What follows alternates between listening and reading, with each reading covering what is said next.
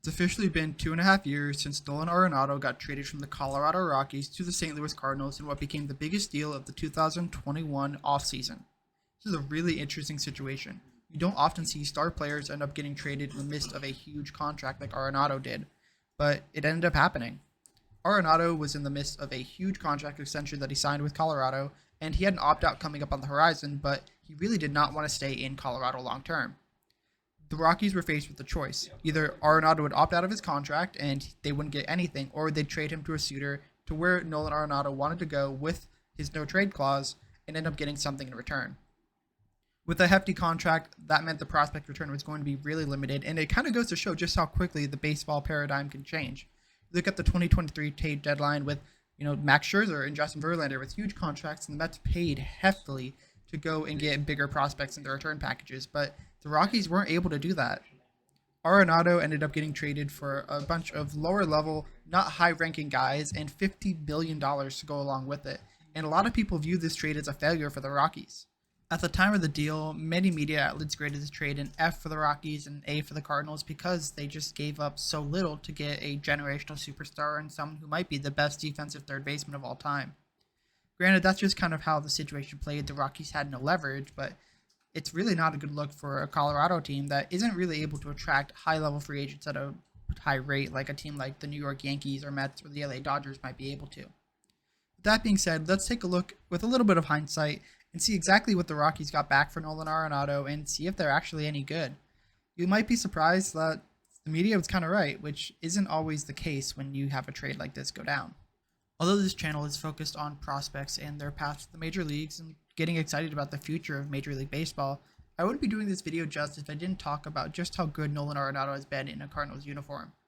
Most people remember his stellar 2022 where he finished third in MVP voting behind his teammate Paul Goldschmidt, and he was considered a frontrunner for the entire year. He had an incredibly stellar year. And then he's only kept up the same thing he's done on defense his entire career. He's been a Gold Glove winner every year, and he won his 6th consecutive Platinum Glove, which is the best defender in the National League in 2022. 3 years as an All-Star, 2 Gold Gloves, probably going to win a third one this year, won a Silver Slugger last year, currently batting .275 in his Cardinals career. His OPS Plus, and OPS Plus is basically a standardized adjustment of OPS, so the league average that year is 100, and above and below means you're better and worse, was 132, which is just absolutely incredible. That is an incredibly high mark. So he really has crushed it in a Cardinals uniform. 90 home runs, wouldn't be shocked if he gets to 100 by the start of 2024. He is just tearing it up. He is a great player, and the Cardinals absolutely got a generational talent in this trade, and the Rockies haven't gotten much to show for it. So for the rest of this video, let's go ahead and talk about exactly what the Rockies ended up getting in this trade, what the Cardinals gave up, and see if it was worth it for a team that really is at the bottom of their division in 2022 in the Colorado Rockies. As I already mentioned, this page is mostly going to focus on prospects, so we're not going to talk too much about Austin Gomber, who was already a major leaguer in the time he got this trade, but he was someone the Rockies got back, and he's still on the team, so it's important to talk about him, especially because, as you're going to find out, there's not a lot of players who have made a major league impact yet from this deal, so he's really one of the few guys we can talk about. Debuted in 2018, he was a really solid player, mostly out of the bullpen, although he did start a little bit for the Cardinals in 2018. He didn't post up great numbers. He had an ERA plus of 88. ERA plus is similar to OPS plus, where you have 100 is league average, and because you do have parks like Coors that are really great, hitters parks, and others that are more pitcher friendly, it's adjusted for your ballpark as well. It's around 88, so he was below average, but when he came back in 2020 because he missed 2019 due to injury, he dominated, mostly coming out of a bullpen role. He had a 1.86 ERA and an ERA plus of 227. Granted, relievers tend to have really high ERA pluses because you're only pitching for a short duration, and generally relievers have lower ERAs than starters, but he still dominated his fielding independent pitching, which is a metric that goes and shows how good your pitching is independent of errors and other stuff like that. It's a 3.54, which is the best of his career, and his whip was a 1.17, so he was really good at not allowing walks and hits during that 2020 COVID season. Once he got traded to Colorado, however, things started to change a little bit. His FIP started to increase, his ERA has blossomed from a 1.86 to a 4.53 as he moved from a basically swingman rotation type in St. Louis to a full-time starter in Colorado. And as I said, Coors is always not the best park, but even with his park adjusted ERA plus, it's still below 100. In 2022, it was 83. This year, it's 92. He's just not doing great. His ERA is 5.48. He's just not putting it all together. He's a solid pitcher, someone I really liked coming into his rookie campaign in 2018, but he just hasn't met those expectations. And right now, he's actually leading the National League in earned runs allowed. So there's not a ton of upside from the Florida Atlantic product, but he's still a solid pitcher. He has 1.2 wins above replacement this year, so he's not bad by any means, but he's not going to be a guy that you're going to want to throw out in a playoff series and have starting in your game. Maybe it might be best for him to move back into a bullpen role, but in reality, that's not my decision. That's Bud Black and the other managers and coaches of the Colorado Rockies to make that decision. But right now, he's just not a stellar starter. It's hard to be in Coors Field, but that's just what they got, a mediocre 9-9 record kind of guy. His career record is 30-28. So that's just who he is, a 500 pitcher. He's a good player. He's not someone that's going to win you a championship, but he's someone that he'll definitely contribute in a big way. And I think a move to the bullpen will end up being beneficial to him in the long term. Will the Rockies do that? I don't know, but I think that might be the best course of action, and he could be a high leverage reliever for a team that maybe in 2025, 2026, if he's still with the team, could be an impact bullpen arm.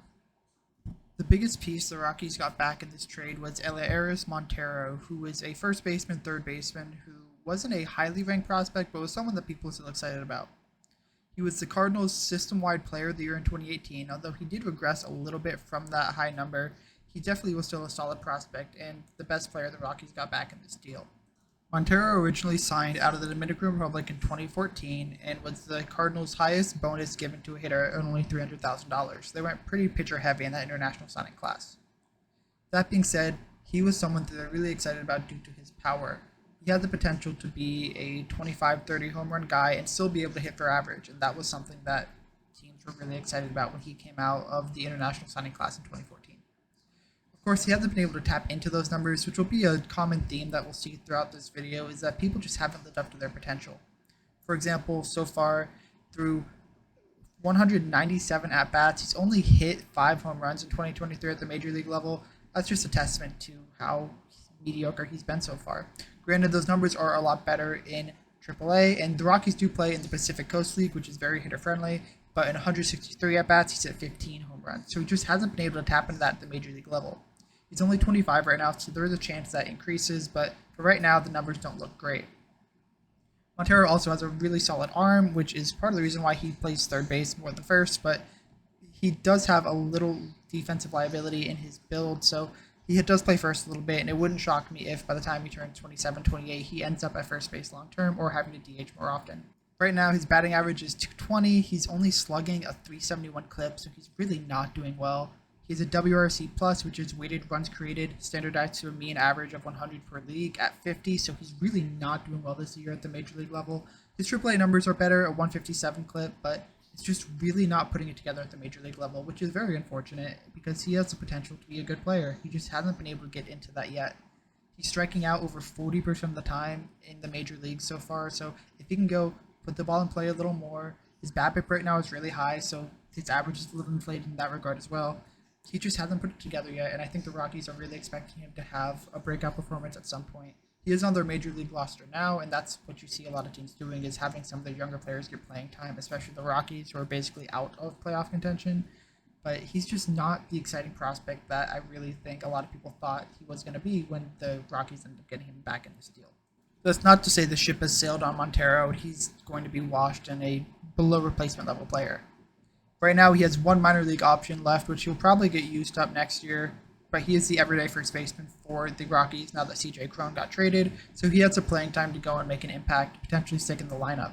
He's not seizing that opportunity right now, still a bottom of the lineup kind of guy, but he could turn it around. He has the tools to do so, and with a little more seasoning, I wouldn't be shocked if he becomes at least a serviceable player for the Rockies going forward. The next player we'll talk about is Tony Locey, a right-handed pitcher who was a third-round pick of the Cardinals in the 2019 draft. He came out of UGA, but followed Jake Fromm, his high school teammate, to that university, where Fromm became a quarterback that led the Bulldogs to the national championship game, and Locey led Bulldogs to one of their best seasons ever in the SEC.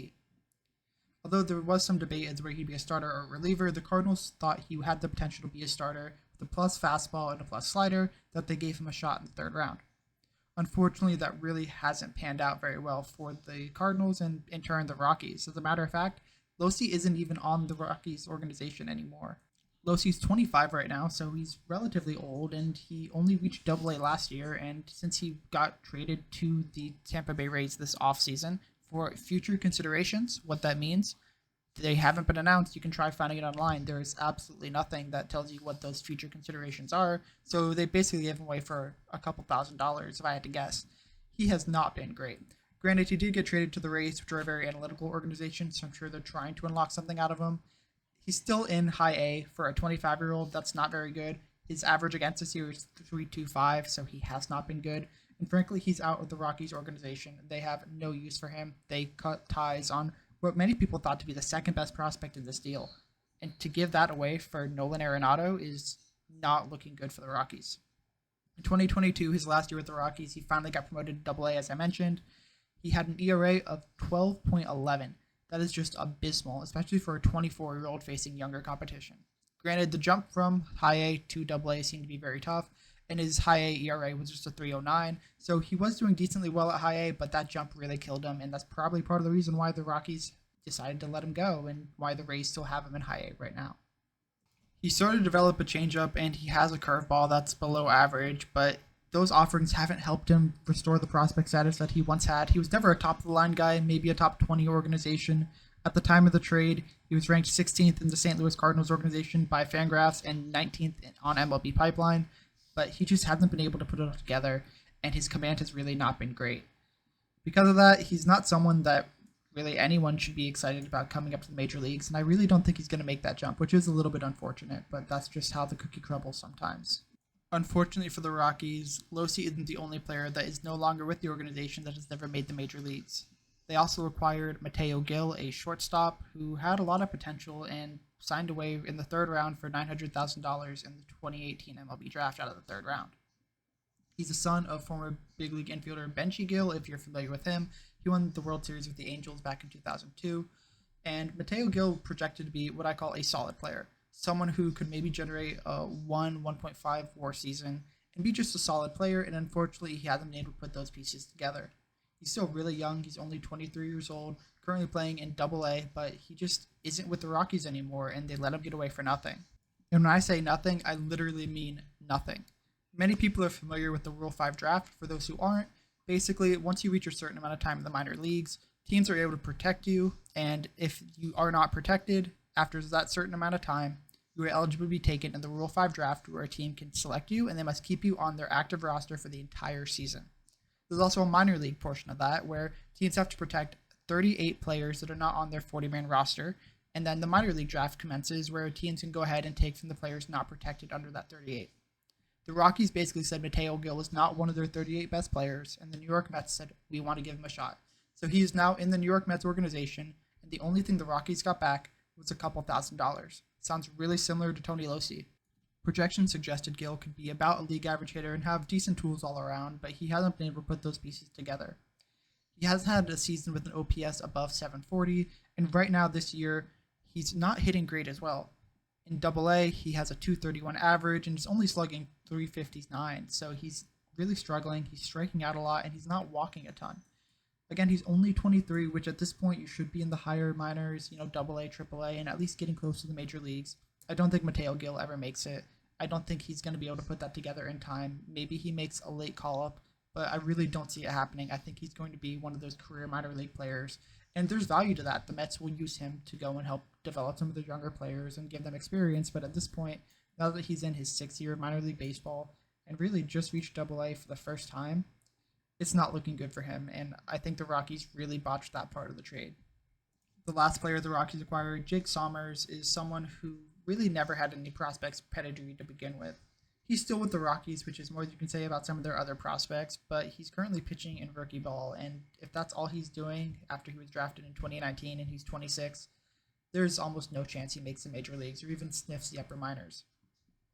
He didn't pitch in 2022 or 2020, obviously not 2020 because of the pandemic season and the cancellation of minor league baseball, and he's coming off of a pretty nasty surgery, which kept him out of 2022 and limited his action in 2023 to just 5 games and 5 innings. So it really seems like he's just kind of destined to be a lower minors guy. He's not going to make a huge impact. If you look at his most recent full season, 2021 at high A, he had a 5.59 ERA.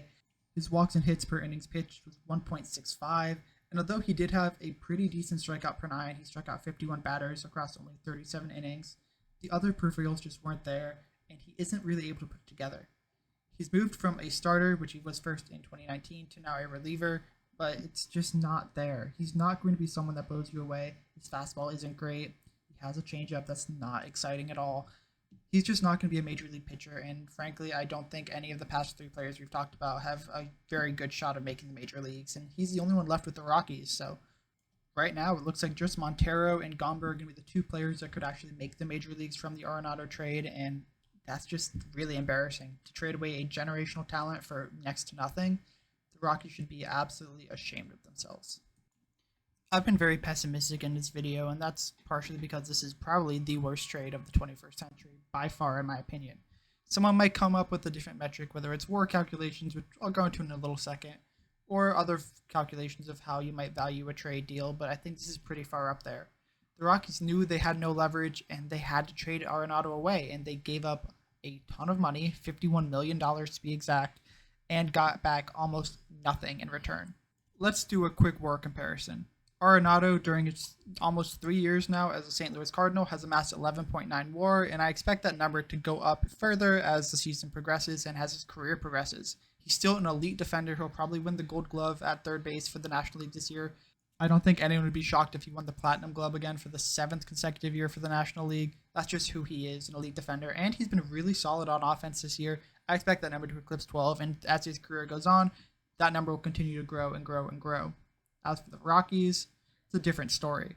Austin Gomber has a positive WAR value, 2.1 during his career as a Colorado Rocky during those 3 years, but the only other player, Montero, negative 0.7. So their total WAR value using baseball reference WAR is 1.4. And to have this stark of a difference in WAR values only 3 years into a trade is just really sad. And as you can see at the bottom, 3 prospects that just don't have pictures when you go back and look on MLB Pipeline and look at their past rankings. They just don't have images. This is embarrassing. The Rockies absolutely got fleeced in this deal. This might be the biggest gap of A+, F- that I've ever seen in baseball, and might be one of the worst trades in baseball history if you ask me. If you've gotten this far, thank you so much for watching. It really means a lot. Go ahead and hit that subscribe button down below. It really helps the channel grow and accumulate more people, and so we can talk more about baseball, something that I hope we all love and cherish, and we can learn more about crazy things like this and maybe some more win-win trades or lose-lose trades in the future. Thank you again for watching. It means a lot. Click one of those videos or hit subscribe, and I'll see you next time.